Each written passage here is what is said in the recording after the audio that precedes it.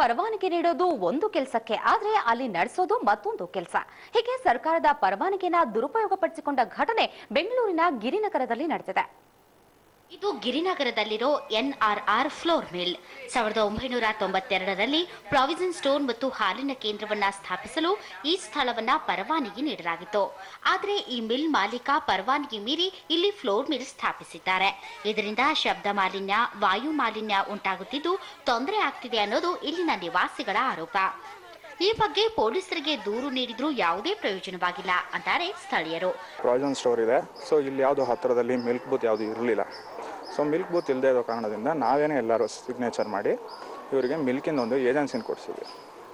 Agency ಕೊಡಿಸಿದ್ದು ಕೆಲವು ದಿನಗಳಲ್ಲಿ ಎರಡನ್ನೂ ಒಟ್ಟಿಗೆ ಒಂದೇ ದಿನ ಕ್ಲೋಸ್ ಮಾಡಿ ಆಲ್ ಆಫ್ ಎ ಸಡನ್ ಯಾರಿಗೂ ಯಾರ ಕನ್ಸರ್ನು ತೊಗೊಳ್ದಿರ ಫ್ಲೋರ್ ಮಿಲ್ನ ಹಾಕೋದು. ಮೆಣಸಿನ್ಕಾಯಿ ಹಾಕಿದಾಗ ತುಂಬ ಘಾಟ್ ಆಗುತ್ತೆ, ಡಿಸ್ಟರ್ಬೆನ್ಸ್ ಇದೆ. ಮನೆಯಲ್ಲಿ ಅವರು ಮಿಲ್ ಆನ್ ಮಾಡಿದಾಗ ಡೈನಿಂಗ್ ಟೇಬಲ್ ಸಾಮಾನುಗಳೆಲ್ಲ ಶೇಕ್ ಆಗುತ್ತೆ, ಮತ್ತೆ ಶಬ್ದ ಬರುತ್ತೆ.